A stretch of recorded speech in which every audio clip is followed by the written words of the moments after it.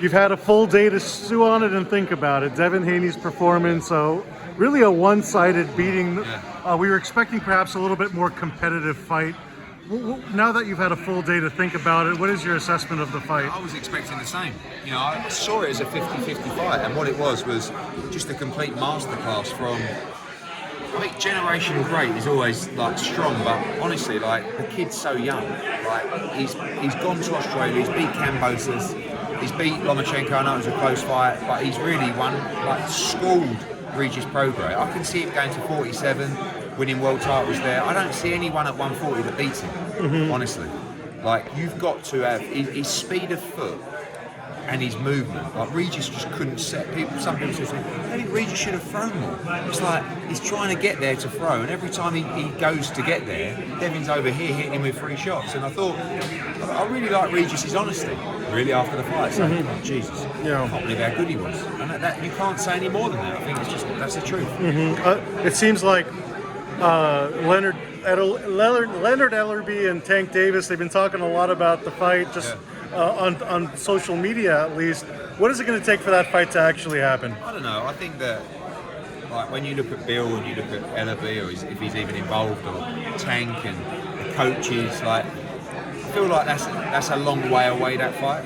Like generally when a super fight gets made, there's at least a couple of conversations between the teams or the networks. Obviously it's 2 different networks there. I think it's a great fight, and I think it's one we could look forward to. But for me, I look at the Ryan Garcia fight and think we should be making that fight like that. You know, both guys with the zone. You know, Ryan should be wanting that fight. He should be wanting to challenge for belts at 140. I think Golden Boy and Ryan might look at Devin and go, okay, not as big a puncher as Tank, maybe. We know he's got great movement, but I think we can win that fight. And I think that's the fight to make, I really do. Especially when you talk about, hopefully, the speed of making a fight like that, because I just can't see the others getting together at pace to make that fight. They talk about, the pay-per-view success and all that stuff. Any numbers you could share? Oh yeah, that comes from the zone. I think the best way to describe it is very solid. You know, we know it's not Tank against Ryan Garcia, we know it's not Canelo Alvarez against Triple G, and it's probably on the smaller end of pay-per-views, but pleased that it's going to be, I don't know the final numbers from Lomachenko, but pleased that it's going to be in that range for a fight on DAZN, and arguably a smaller fight than the Lomachenko fight. So very pleased with the numbers. How soon could we expect to see Devin back in the ring? I mean, I think when you fight in early December like you did, sometimes you sort of March or April's your date, you have Christmas and you recover. But the kid's a consummate professional, right? He's always fit and strong and well, and I think he's got a really good chance to have 3 fights next year. 3 big championship fights, one in March or April, and then one in June, July, or wherever it is, and then one in November, December. That'd be a great year for him.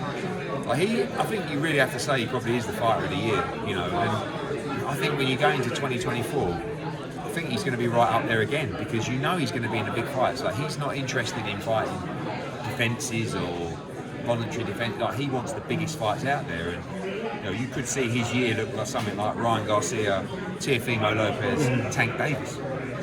Well, you have him for that many fights? How many more fights do you have him with? We've got the next fight. I think now that he's the draw that he is, I expect him to end his career with us, because last time he had to make a move to get the Undisputed Championship. We understood that, but now, through the success of the promotion and the numbers, hopefully we can work together for a long time. Haney, there's also big names you threw out there, but as Bill Haney himself said, it isn't too far-fetched for a possible move at 147. He even name-dropped Crawford, I believe.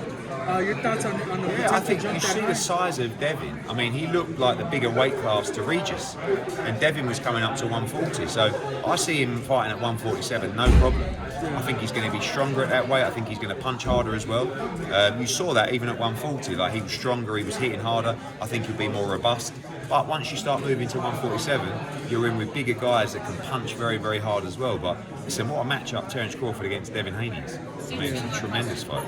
And with the kind of performance that Crawford Chiz had, any concerns of Chiz jumping straight up at 147 and going for that kind of level of a fighter right off the bat? Yeah, I mean, you'd always want to settle yourself in a weight class, and you're not really settling yourself in against Terence Crawford.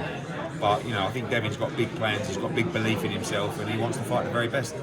Last question. Lastly, what do you think about Oscar really campaigning, wanting that fight against Devin versus Ryan? Well, he never wanted to fight before. You know, Devin said this recently. You know, until he started selling out arenas and doing numbers and beating Lomachenko, we were calling for the Ryan Garcia fight well before the Kambosos fight. So if Oscar will take the challenge and if Ryan will take the challenge, which I believe they might do, we'd love to get it made as soon as possible. Thank you guys. Cheers, guys. Thank you, Eddie. Appreciate you.